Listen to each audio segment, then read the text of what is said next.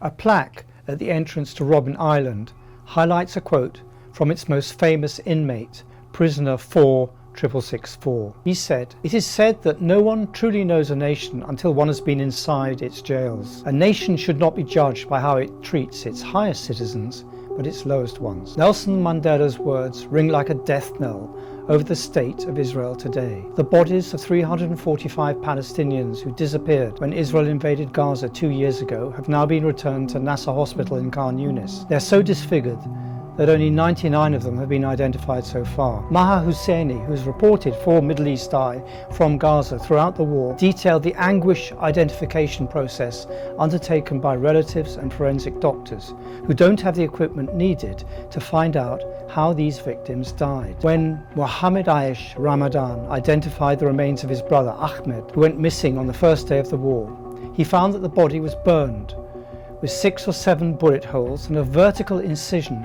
running from his chest downward. One of his brother's toes had also been cut off. Fingers and toes are routinely amputated by Israeli doctors to establish DNA, according to Palestinian doctors.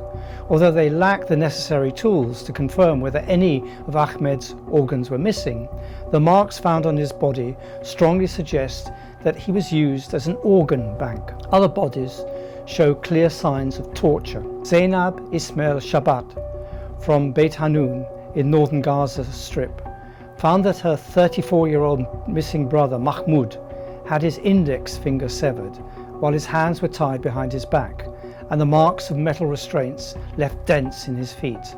His face appeared to have been so violently struck that his skull was fractured and his neck bore marks of hanging. Estimates vary of the number of Palestinians who have died in Israeli custody over the past 2 years. Data obtained by Physicians for Human Rights Israel from the Israeli Army and Prison Service put the number at 98, but the group said this was probably a significant undercount, with hundreds more detainees from Gaza still missing. Prisoners who have survived detention describe the cruelest forms of torture. According to testimony from detainees received by the Israeli human rights organization B'Tselem, special forces stormed a cell in Ketziot prison in November 2023 and beat inmates with batons until they bled from their heads. One detention camp in particular, Sde Timan, has established a reputation for rape, torture and deaths. One former inmate, interviewed by the Palestinian Center for Human Rights, said he'd been raped by an especially trained dog. This is his testimony. "We were stripped completely. Soldiers brought dogs that climbed on us and urinated on me. Then one of the dogs raped me. The dog did it deliberately, knowing exactly what it was doing, and inserted its penis into my anus, while the soldiers kept beating and torturing us and spraying pepper spray in our faces. The dog's assault lasted about 3 minutes. The overall suppression lasted about 3 hours." There are enough contemporary, documented and verified reports about the industrialized abuse of Palestinians in Israeli prisons and detention centers to fill a small library. According to a November report from the United Nations Committee on Torture, Israel has a, quotes, "de facto state policy of organized and widespread torture," end quotes, which they describe as including severe beatings, dog attacks, electrocution, waterboarding, use of prolonged stress positions and sexual violence. Israel's own Public Defender's Office, which is part of the Justice Ministry, found extreme overcrowding, hunger, near daily beatings for Palestinian prisoners, noting that conditions amounted to, quote, "one of the most severe detention crises that the state has known," end quote. Despite this avalanche of evidence, only one Israeli soldier has been prosecuted, receiving a 7-month sentence. 5 other soldiers were charged with aggravated abuse and causing serious bodily harm at Sde Timan after footage was leaked. That leak by an Israeli army lawyer, Yifat Tomer Jerusalemi, caused outrage, but not because of the crimes themselves, but because of the damage done to Israel's army's public image. The lawyer was forced to step down, and the soldiers accused of rape held a news conference demanding compensation for damage to their image.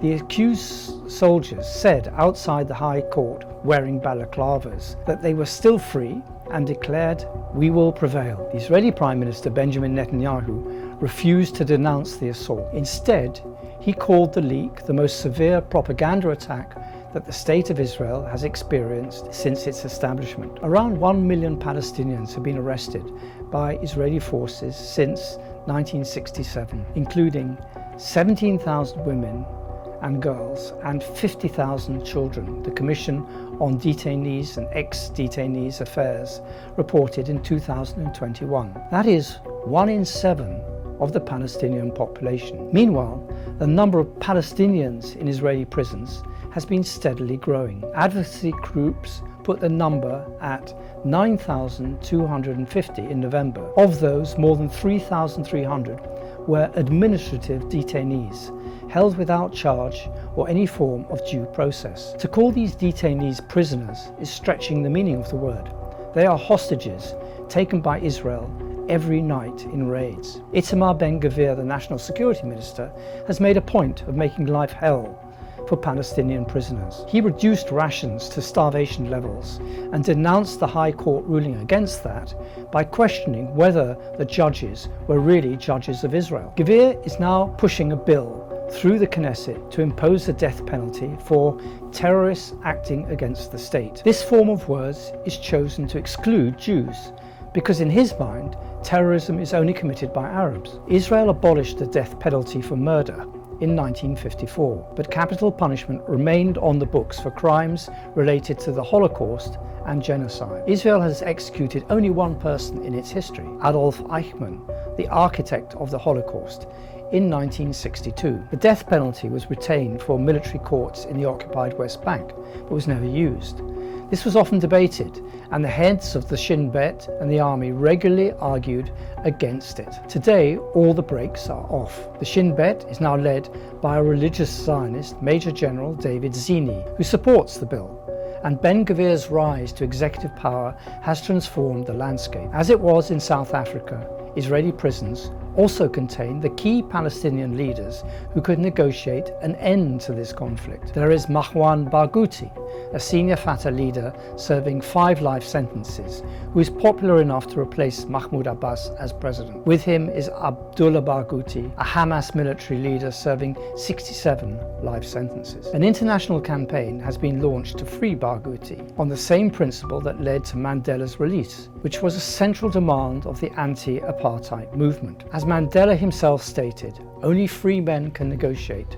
Prisoners cannot enter into contracts. Mandela's release was regarded at the time as a key step towards peace. He went on to lead negotiations that paved the way for the country's first multiracial democratic elections in 1994, which his African National Congress won in a landslide. Some former Shin Bet heads, now long out of power and with next to no influence, see this.